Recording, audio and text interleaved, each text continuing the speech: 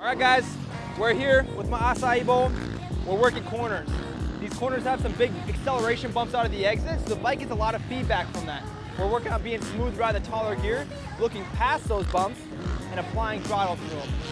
They realize standing's a lot easier, and most of the time, you'll figure that out pretty darn quick. So it's going well so far. We got the fast group. They're killing it.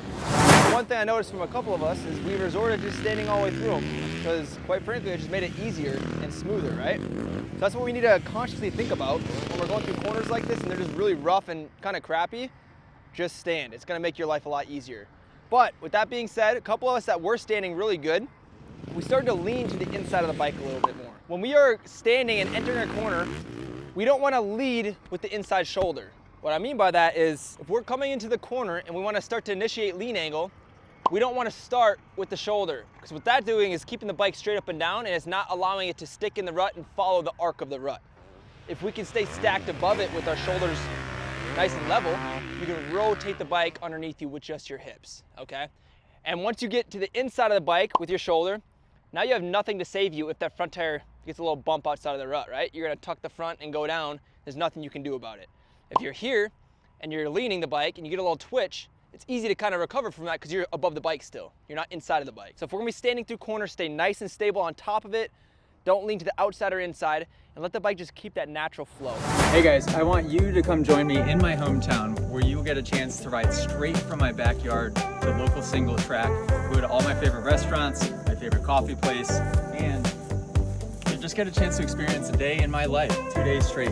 All you have to do to enter is go to the motoacademy.com. We're gonna pick one lucky winner October 7th live inside of the app. Don't wait, subscribe today. See you guys in the app. Weston, the only issue you were having was just late throttle activation. So you had really good entry, but we weren't applying throttle until like this first bump.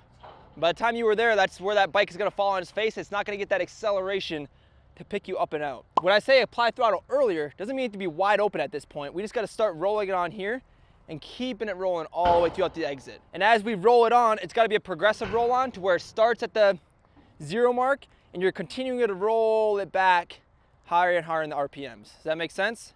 So all of us can practice that, find that smooth throttle connection so it's not an on-off light switch. Number 20, he's the only one that kind of dove to the inside here, which is actually really good because that means he's creative. He's thinking about other things besides just funneling to the main line. And I know we're sessioning, so you guys probably had the impression of having to go in the same line the whole time, which I understand. But if you can find a smoother line that's not fully developed yet, get the thing built into where it could possibly be a viable line in the future, right?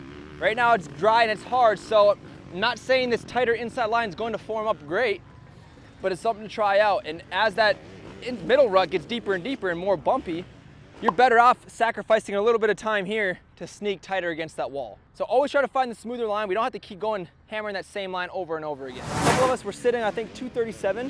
We were just dropping our butt straight down. So when you sit, scoot that butt up so you can be more stable and lead with the head in that sitting position. And it'll be easier to activate the legs. So if you're here, now we can kind of push up and you have more strength here. But if you're back here, now you're trying to like push up in a weird position. It's just not allowing it to be consistent or even at all, okay? So just scoot that butt up. Yeah? I don't know if other people have the same thing. I felt like I kept wanting to climb out of the rut. Where you're looking. Did anybody talk about that yesterday? About eye speed? Where you look is where you're gonna go. So with that being said, in a situation like this, we don't wanna stare on the side of the track or even stare at some of those bumps. And I think that's what we're doing. We know these braking bumps are coming up with these acceleration bumps. So we get to this point and we stare at those bumps. If we keep staring at those bumps, by the time you get here, the bike's not gonna wanna go that way, it's gonna wanna go that way because you're not picking your eyes up early enough. Whenever there's bumps on the exit of a rut, or even this can apply to start straights, if we have a huge rut with holes in it, don't stare at it, pick your eyes up past it because the bike will carry itself over a lot easier. So if we're walking through with the eye speed, in this corner specifically, it can apply to that one as well. We are entering and we're looking at the first arc of the corner at this moment. So right where the corner starts to angle in.